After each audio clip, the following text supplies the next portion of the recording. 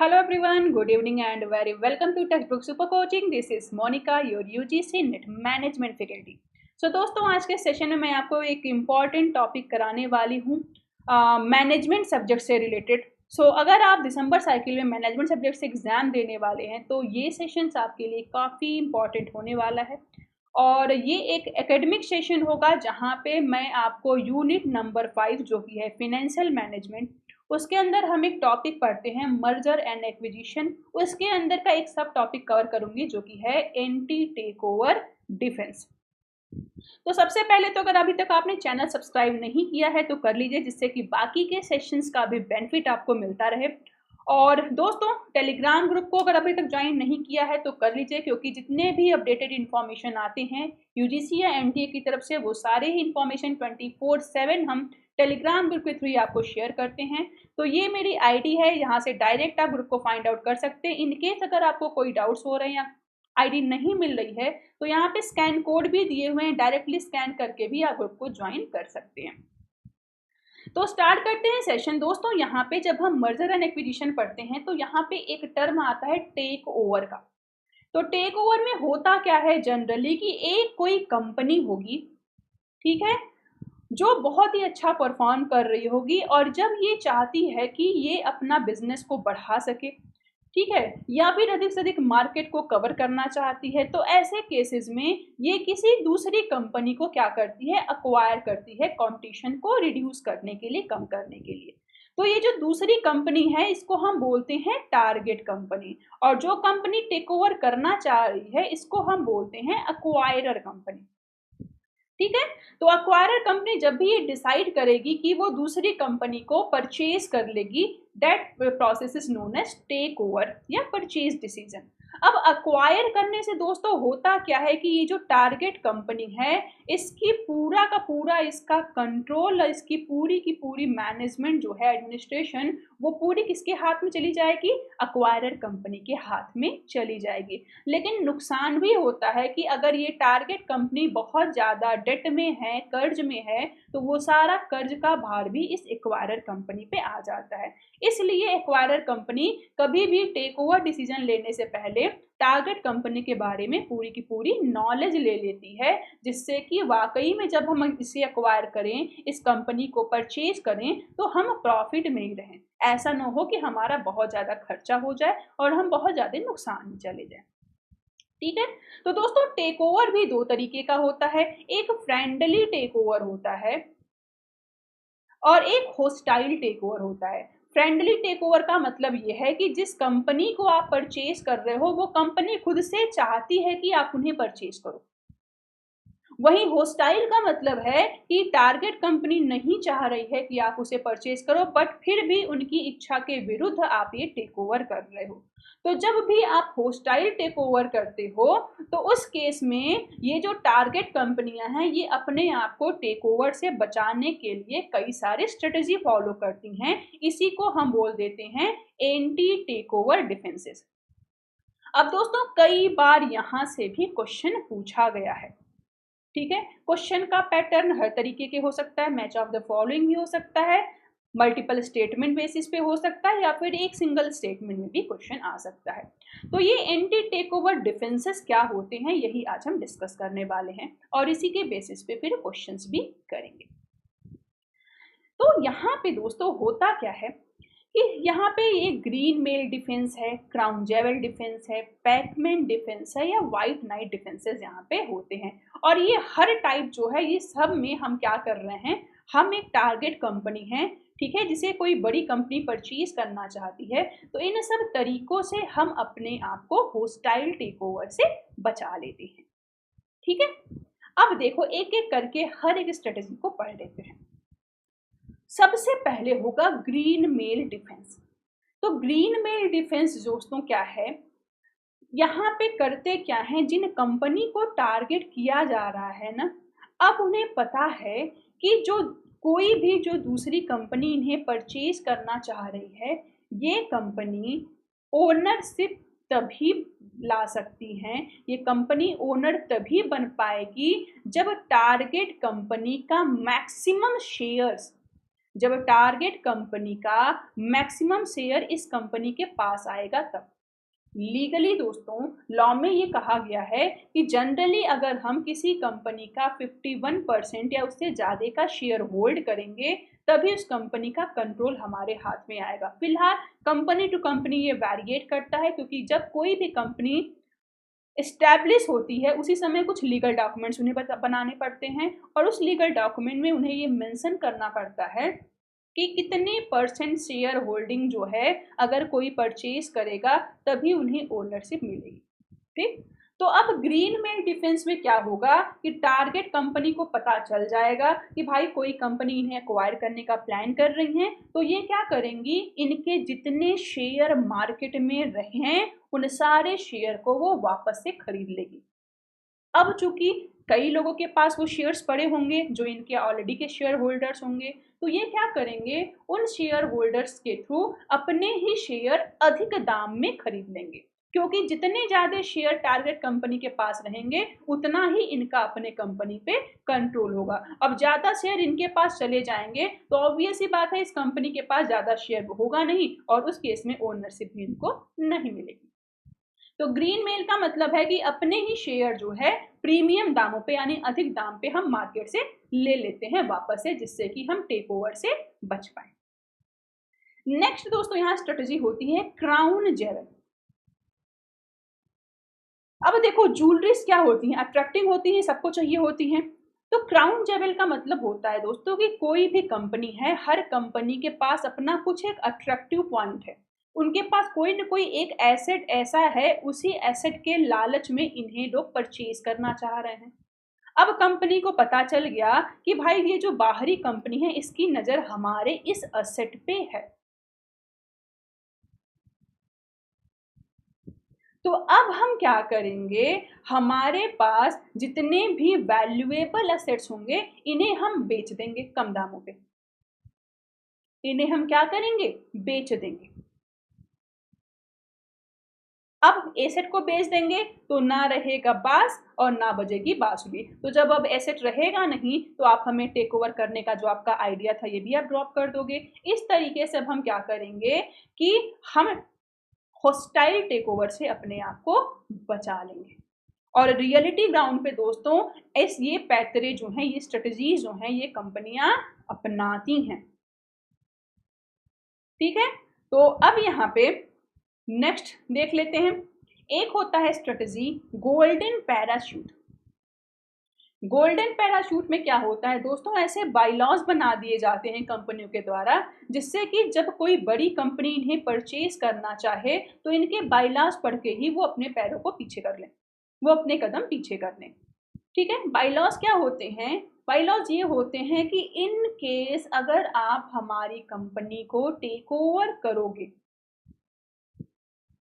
तो हमारे जो टॉप मैनेजमेंट हैं नो डाउट आप इनको निकालोगे ही, क्योंकि आप नए लोगों को जॉब दोगे, नए लोग नया अपना मैनेजर बनाओगे, नया डायरेक्टर बनाओगे।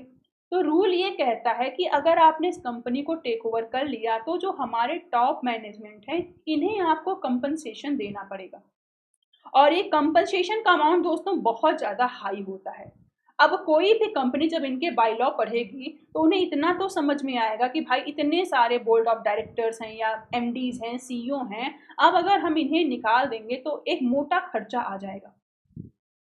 फिर उसके बाद नए लोगों को जॉब भी देना है, उन्हें भी सैलरी देनी पड़ेगी, तो कॉस्ट बहुत ज़्यादा कंपनी का आ जाएगा। और ये जो हमारा है डील, ये हमारी पॉजिटिव डील तो नहीं हो पाएगी। तो ऐसे केसेस में क्या करते हैं लोग, इस बाईलॉज की वजह से टेक ओवर को क्या कर देते हैं, कैंसिल कर देते हैं। फिर उसके बाद आएगा स्कॉच्ड अर्थ स्ट्रेटजी। स्कॉच्ड अर्थ क्या होता है दोस्तों, ये सेल्फ टेंडर ऑफर होता है। यहाँ पे एक्चुअल में होता ये है कि ये जो टारगेट कंपनी है ये बहुत ज़्यादा डेट ले लेती है, ये बहुत ज़्यादा कर्ज ले लेती है। तो अब जब कोई बड़ी कंपनी इन्हें परचेज करने का प्लान कर रही होगी तो इनके बारे में सारी नॉलेज तो लेगी ही, और जब उन्हें ये पता चलेगा कि ये कंपनी ऑलरेडी बहुत ज़्यादा कर्ज में डूबी हुई है तो नो डाउट जैसे ही ये कंपनी को परचेज किया जाएगा, इस कंपनी का पूरा जो डेट है वो किसके सर पे आ जाएगा? बड़ी कंपनी के सर पे। तो जितना अच्छा हमने सौदा नहीं किया, उससे बड़ा तुम्हारे ऊपर डेट का वो कर्ज डेट आ गया। तो ऐसे केसेस में उस डेट से बचने के लिए कंपनियां क्या करेंगी? फिर से अपना ये जो डिसीजन है टेक ओवर का, ये कैंसिल कर देती हैं। ठीक है।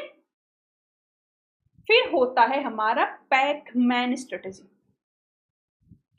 पैकमैन स्ट्रेटजी क्या होता है यहाँ पे कि जनरली आप सोचते हो कि आप किसी कंपनी का टेक ओवर करना चाह रहे हो। इस कंपनी को जब पता चलेगा तो ये कंपनी क्या करेगी? उल्टा आप पे अटैक करेगी। ये क्या करेगी? उल्टा आप पे अटैक करेगी। ये आपके ही शेयर जिसकी खरीदने का ट्राई करेगी।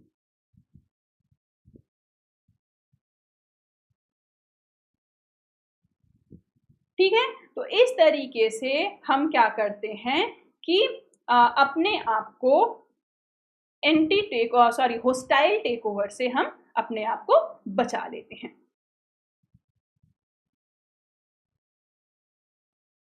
तो इस तरीके से दोस्तों यहाँ पे कई सारे जो हैं हमारे होस्टाइल टेक ओवर से बचने के लिए स्ट्रेटजीज बनाई गई हैं। ठीक है। अब देखो, अब इस पे क्वेश्चंस कैसे बनते हैं। क्वेश्चंस को देखने से पहले आपको बता दूं दोस्तों कि अगर आप दिसंबर साइकिल के लिए प्रिपरेशन कर रहे हैं और आपको लगता है कि ठीक है, आपको एवरेज एवरेज आ रहा है, बहुत अच्छी तैयारी नहीं है, तो लास्ट मोमेंट पे एक पॉलिसिंग के लिए जरूरी है आपको प्रैक्टिसेस को बूस्ट करना। तो उसके लिए हम आपके लिए लेकर के आते हैं बूस्टर कोर्स, जहाँ पे आपको एक कंप्लीट पैकेज हम प्रोवाइड कराते हैं पेपर नंबर 1 और पेपर नंबर 2 दोनों के लिए। तो जो फाउंडेशन बैच हमारे चलते हैं, जहाँ पे हम डिटेल में आपको हर एक टॉपिक क्लियरली समझाते हैं क्वेश्चंस के साथ, वो बैचेस का एक्सेस तो आपको मिलेगा ही, प्लस यहाँ पे लाइव सेशंस होंगे बूस्टर कोर्सेज के लिए, यानी प्रैक्टिस सेशन टॉपिक वाइज आपको कंडक्ट कराए जाएंगे। इसके साथ ही साथ प्रीवियस ईयर के क्वेश्चन की सीरीज आपको मिलने वाली है, मॉक टेस्ट की सीरीज भी मिलने वाली है। मॉक टेस्ट बिल्कुल आपके एग्जाम के जैसा ही होता है, 3 घंटे का पेपर होगा, घर बैठे ऑनलाइन आपको देना है, और यहाँ पे ठीक एग्जाम के पैटर्न के बेस वैसे ही क्वेश्चंस आएंगे, आपको एग्जाम देना है। फिर उसके बाद पेपर आपका कैसा रहा, क्या सही क्वेश्चन रहे, क्या गलत रहे, उसके लिए हम एनालिसिस भी करते हैं। तो ये बहुत ज़्यादा हेल्पफुल होता है दोस्तों लास्ट टर्म प्रिपरेशन के लिए। तो आप सभी को मैं ये बोलूँगी कि जिन्हें अभी भी लग रहा है कि बहुत अच्छे से तैयारी नहीं है, या फिर जिन्होंने एग्ज़ाम दिया था जिनका जीआरएफ क्लियर नहीं हो पाया कुछ मार्क्स की वजह से, वो लोग ये कोर्सेज आराम से परचेज कर सकते हैं। अब देखो क्वेश्चंस कैसे बनते हैं। Which of the following is the post offer takeover defense mechanism in which target company buybacks share at a significant premium? कह रहे हैं बताओ वो कौन सी post offer take over defence mechanism है जहां पे एक टारगेट कंपनी जिसे टारगेट किया जा रहा है वो अपने ही शेयर को अधिक दाम पे प्रीमियम पे खरीद ले रही है। क्यों? अपने आप को होस्टाइल टेक ओवर से बचाने के लिए। वो नहीं चाहती है कि जो कंपनी उन्हें एक्वायर करना चाह रही है ये उनके अंडर में काम करें या उनके कंट्रोल में काम करें।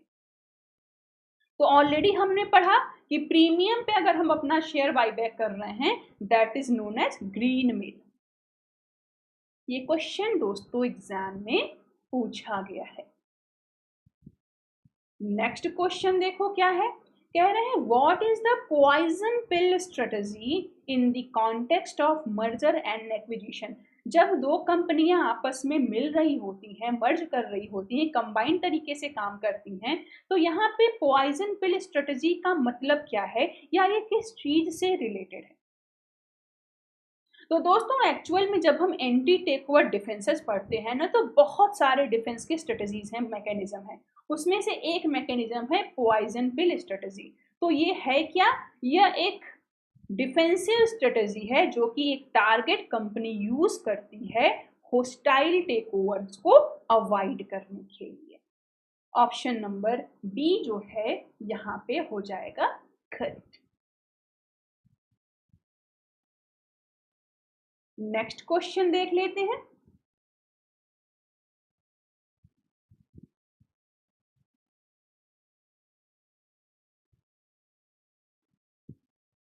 कह रहे हैं which of the following is the pre offer take over defence employed by target companies in hostile take over. कह रहे हैं जब कोई एक एक्वायरर कंपनी है वो होस्टाइल टेक ओवर चाहती है किसी टारगेट कंपनी का, और उन्होंने अभी तक आपको ऑफर नहीं किया है टेक ओवर के लिए, उनके ऑफर के पहले ही आप क्या स्ट्रेटजी फॉलो कर सकते हो? आपने किसी भी सोर्सेस से पता कर लिया कि ये जो कंपनी है ये चाह रही है या ये प्लान कर रही है आपको टेक ओवर करने के लिए। ऑफिशियली कंपनी ने कोई ऑफर आपको नहीं दिया, इसके लिए कोई भी बिड नहीं लगी, तो क्या स्ट्रेटजी आप यूज करोगे? Green mail, pacman defence, poison pills या फिर liability restructuring?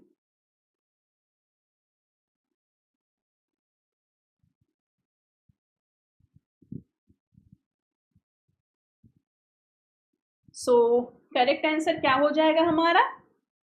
Option number 3, that is poison pill strategy.